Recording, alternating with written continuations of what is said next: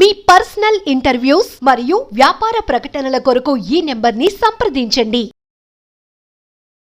నమస్తే, welcome to మనం TV. నేను మీ ప్రియాంకరావు. ఈ రోజు మనతో పాటు సీనియర్ జర్నలిస్ట్ లలిత్ కుమార్ గారు ఉన్నారు. వారితో మాట్లాడదాం.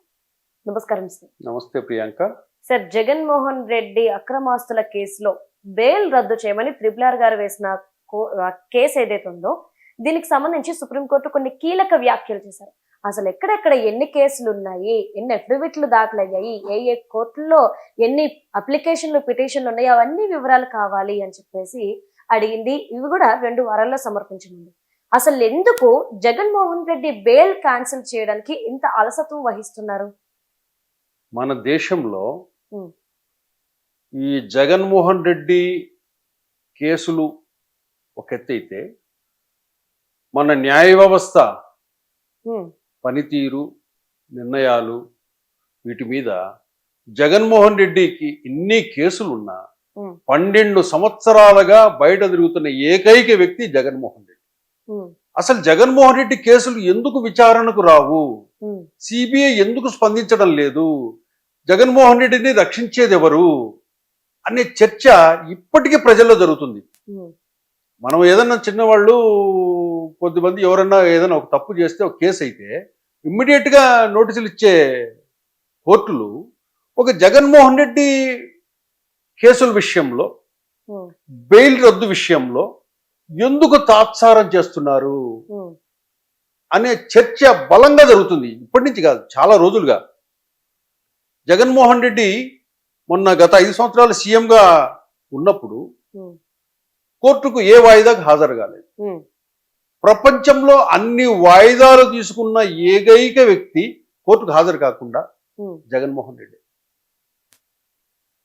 ఇది జనంలో ఎలా పోయిందంటే మెసేజ్ ఏంటి, తప్పులు చేసి ఎంత డబ్బున్నా, ఎంత డబ్బుంటే అంత సేఫా ఈ దేశంలో, డబ్బున్నోడికి చట్టం, న్యాయం ఇవన్నీ కూడా ఏమీ చెయ్యలేవా అనే చర్చ జరిగింది. అది వాస్తవం, ఎవరు అవునన్నా కాదన్నా. ఎందుకంటే ఉదాహరణ జగన్మోహన్ రెడ్డి కేసే. ఏమిచ్చిందంటే ఈరోజు జగన్ బెయిల్ రద్దుపై సుప్రీంలో విచారణ జరిగింది. ఏం జరిగింది? జగన్ అక్రమాస్తుల కేసుల విచారణ పురోగతి ఏ దశలో ఉందని సుప్రీం ధర్మాసనం ప్రశ్నించింది. అసలు ధర్మాసనం ఇప్పుడు అసలు ఏ స్థితిలో ఉన్నాయా జగన్మోహన్ రెడ్డి కేసులన్నీ, అక్రమాస్తుల కేసులు? అసలు సిబిఐ కోర్టులో ఏమున్నాయి, హైకోర్టులో ఏమున్నాయి, సుప్రీంకోర్టులో ఏమున్నాయి, ఆయన మీద దాఖలైన కేసుల వివరాల లిస్ట్ అంతా ఒకసారి ఇవ్వండి అని చెప్పి ధర్మాసనం అడిగింది. అట్లాగే రోజువారీ విచారణకు ఆదేశించిన, అంటే ఇప్పటికి 12 ఏళ్ళు అయింది. 12 ఏళ్ళు అయినా కూడా రోజువారీ విచారణకు ఎక్కడ డిస్టర్బ్ జరుగుతోంది అని కూడా ధర్మాసనం అడిగింది. ఏంటి ప్రాబ్లం ఏంటి, రోజువారీ విచారణకు ఎందుకు అడ్డంకులు ఎదురవుతున్నాయి, ఏం అడ్డంకులు అవి కూడా చెప్పమని ధర్మాసనం అడిగింది. అలాగే ఏ కోర్టులలో ఏ కేసులు దాఖలయ్యాయి, వాటి విచారణ ఏ దశలో ఉంది, దీన్ని మొత్తం సమగ్రంగా ఒక పట్టిక రూపంలో మాకివ్వమని సుప్రీం ధర్మాసనం అడిగింది. నెక్స్ట్, అఫిడవిట్ రూపంలో ఇచ్చిన పట్టిక చూసిన తర్వాత ఏం చేయాలో చెబుతామన్న జస్టిస్ అభయ్ ఓకా నేతృత్వంలోని ధర్మాసనం. జస్టిస్ అభయ్ ఓకా నేతృత్వంలోని ధర్మాసనం అంటే వాళ్ళు ఏమన్నారంటే, ముందు అఫిడవిట్ రానివ్వండి, ఆ అఫిడవిట్ లో ఉన్న లిస్టు కేసులు సంబంధించి అన్ని చూసిన తర్వాత వీటిని ఏం చేయాలో మేము చెబుతామని ధర్మాసనం చెప్పింది. అట్లాగే జగన్ బెయిల్ రద్దు కోసము, అలాగే ఈ కేసు విచారణను వేరే రాష్ట్రానికి బదిలీ చేయాలంటూ ఏపీ డిప్యూటీ స్పీకర్ రఘురామకృష్ణరాజు గారు, అంటే ఇప్పుడు ఏపీ డిప్యూటీ స్పీకర్, అప్పుడు ఎంపీ, వైసీపీ ఎంపీ అప్పట్లో, ఆయన ఏం చేశాడంటే ఈ కేసును రద్దు చేయమని కేసు వేశాడు. ఆ కేసు విచారణ వేరే రాష్ట్రానికి బదిలీ చేయమని కూడా పిటిషన్ వేశాడు. దానికి సంబంధించి డిసెంబర్ 13వ తేదీకి తదుపరి విచారణ వాయిదా వేశాడు. అంటే ఇక్కడ ఏం జరుగుతుందంటే ఇప్పుడు యాక్టివేట్ అయింది జగన్ కేసుల విషయంలో సుప్రీంకోర్టు.